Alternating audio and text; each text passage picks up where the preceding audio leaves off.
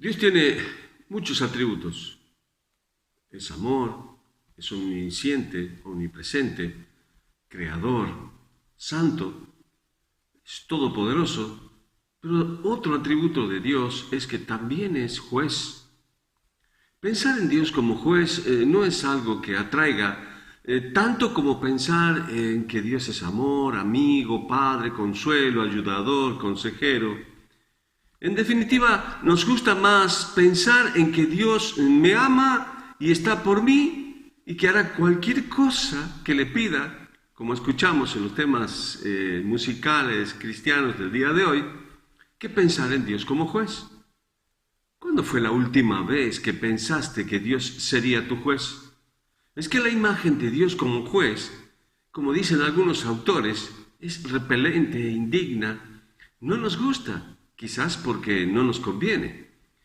Pero te guste o me guste o no, ver a Dios como juez es una verdad que está en toda la Escritura. Jesús mismo, igualándose a Dios, dijo que Dios le había dado a él todo el juicio. Así que en el día final, Jesucristo será nuestro juez. Y si Jesucristo será nuestro juez, podemos esperar que ese juicio sea según verdad, porque Él es la verdad. Y también que sea un juicio imparcial y justo, porque Él no hace acepción de personas. Para con Dios no hay acepción de personas, y porque Jesucristo es el juez justo. Pero especialmente habrán dos juicios. Uno es el que se conoce como el tribunal de Cristo y el otro es el juicio del gran trono blanco. Estos dos juicios son muy fáciles de identificar porque el tribunal de Cristo es para los creyentes, para los cristianos, y el juicio del gran trono blanco será para los no cristianos. Hoy he preparado dos vídeos. El primer vídeo es para mostrar que puede ser la tuerca y dar gloria a Dios en el lugar que te ha tocado estar. Seguimos hablando entonces de los dones, tema recurrente de estos domingos pasados. En el mismo vídeo se muestra también que hemos de ser sabios y aprovechar toda oportunidad para dar testimonio de Jesucristo, tal como lo hizo aquel estudiante del domingo pasado, al cual conocimos como el valedictorian. El segundo vídeo tiene que ver con el tribunal de Cristo, el juicio donde los cristianos hemos de rendir cuenta a Dios sobre nuestros hechos desde que nos convertimos al Señor. El tribunal de Cristo no será un juicio para ver si seré o no salvo. Ser salvo, dijo Jesucristo, se obtiene creyendo en Él, creyendo en su sacrificio. La salvación, por tanto, es por fe y se decide mientras estamos vivos aquí y ahora en la tierra. Mientras hay tiempo, hay oportunidad de ser salvo aquí en la tierra. Entonces, ¿qué clase de juicio será el juicio del tribunal de Cristo?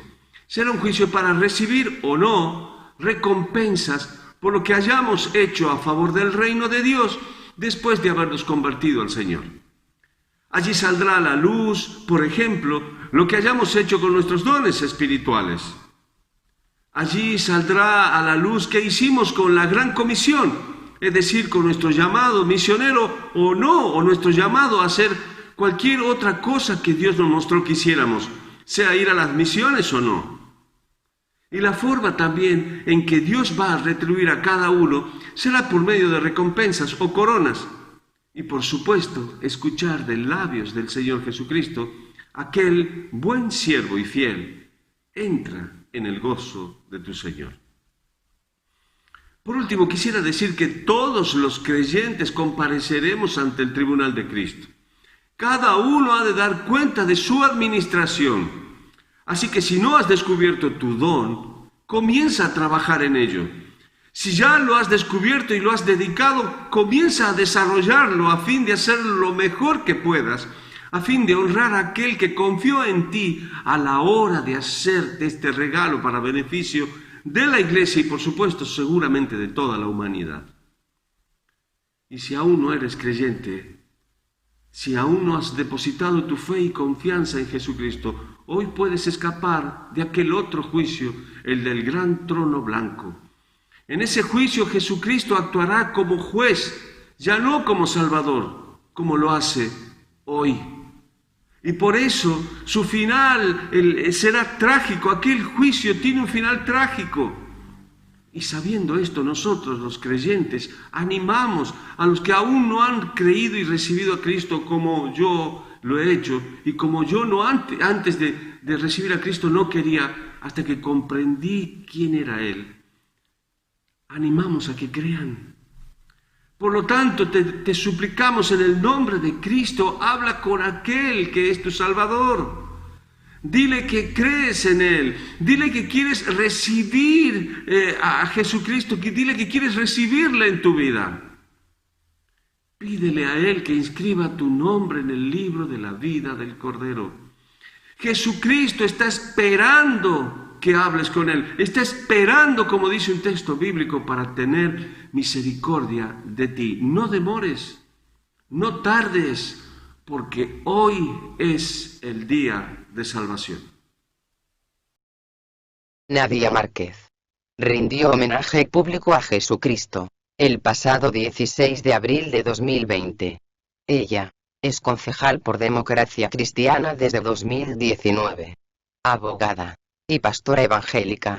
Hija de Hugo Márquez, quien es presidente de la Convención Bautista Argentina y director del Colegio Amén, en la ciudad de Neuquén, Argentina. Lo siguiente es su discurso de homenaje, en oportunidad de haberse celebrado la Pascua, el pasado mes de abril. Que acabamos de pasar y que forma parte de nuestro calendario nacional, fueron las Pascuas. En este caso quiero hacer el uso de la palabra en homenajes por primera vez y hacer un homenaje a una persona que cambió la historia de la humanidad. A un personaje histórico que algunos consideran por cuestiones religiosas, pero mi enfoque de hoy no es desde una índole religiosa o de creencia, sino un sujeto que cambió el mundo. Transformó la historia en un antes y un después. Hoy mi homenaje es a Jesús, el que separó la historia en un antes de Cristo y en un después de Cristo. El que con sus enseñanzas influyó no solamente a los que creían en él como un líder religioso, sino que influyó también en innumerables aportes a toda la sociedad. Fue Jesús el principal defensor de las mujeres, el defensor de los niños, de los pobres, de los menesterosos, de los enfermos y de los pobres de espíritu también. Fue Jesús el que se preocupó por las mujeres, en un contexto donde las mujeres prácticamente no tenían derechos, donde ni siquiera se podía hablar con ellas. Fue Jesús el que se acercó a las prostitutas, fue Jesús el que se acercó a las mujeres con flujo de sangre discriminadas en esa época.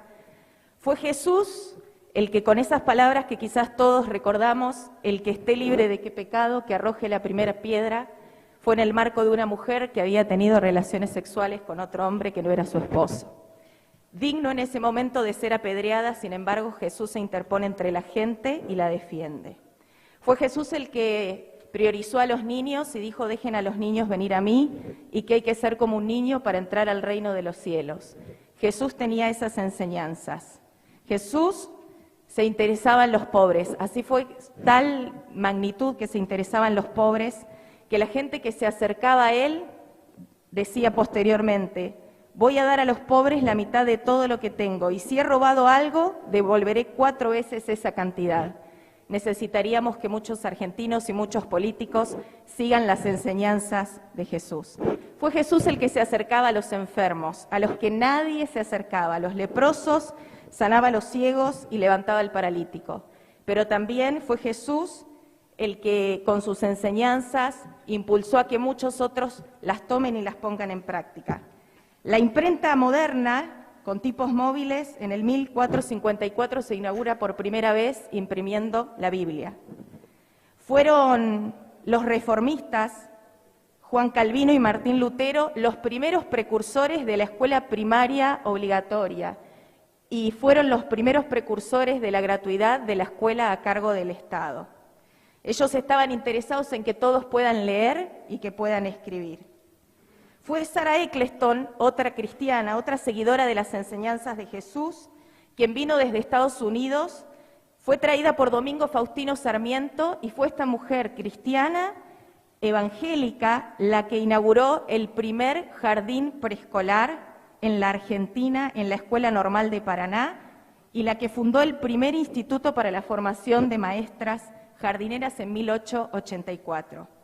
Fue Martin Luther King quien, impulsado por las palabras de Jesús, defendió a los más segregados, los afroamericanos, liderando el primer boicot en contra del transporte público por la segregación a las personas de color. ¿Por qué lo hizo? Porque siguió las enseñanzas de Jesús. La Madre Teresa de Calcuta, una monja católica de origen albanés, que pasó 45 años de su vida, como dice ella, atendiendo a los pobres más pobres. Pero me gustaría decir algunos de acá. Abel y Patricia Vallejos, un médico neuquino que estuvo en Guerra de Malvinas, y una docente, quienes con sus hijitos de 2 y 5 años viajaron al África durante 15 años, Guinea-Bissau, Guinea Ecuatorial, sirviendo en esos lugares y atendiendo a los más necesitados por las enseñanzas de Jesús. Y termino con Jaime de Nevares, un precursor de los derechos humanos en la Patagonia. Defendió la justicia y los derechos constitucionales. No desconozco ni niego que en nombre de Jesús se han hecho atrocidades, pero fue eso, en nombre de Jesús. Fueron personas que no siguieron sus enseñanzas, sino que siguieron sus propios deseos. Y termino con sus palabras claves y centrales. Porque de tal manera amó Dios al mundo, que ha dado a su único Hijo Jesús, para que todo aquel que en Él crea no se pierda, mas tenga vida eterna. Mi homenaje y mi honra a Jesús.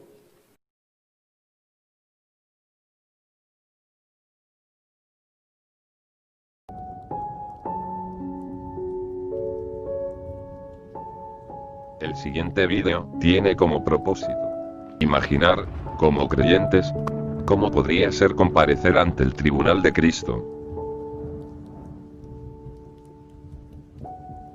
Evangelista López, da cuenta de tu administración en la tierra. ¿Evangelista López? No soy evangelista. Soy contable. A eso me dediqué casi toda mi vida. Evangelista López, ¿dónde están las almas que te llamé a impactar en Asia? ¿Dónde están? Soy contable. En una firma de auditores. Ayudé en varios ministerios a las iglesias con sus finanzas. Me lo has preguntado muchas veces. Y yo te mostré lo que quería que hicieras allí.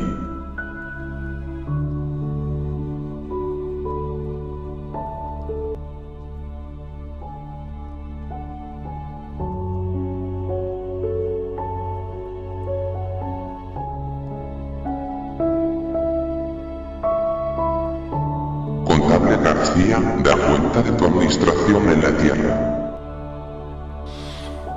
Contable García, no, yo soy pastor.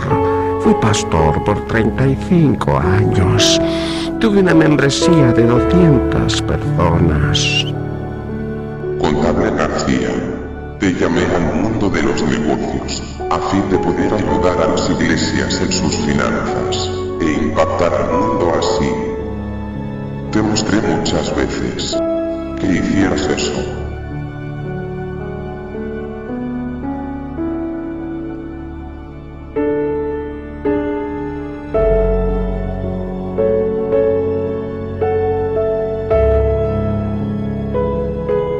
Servidora Lucía, da cuenta de tu administración en la tierra.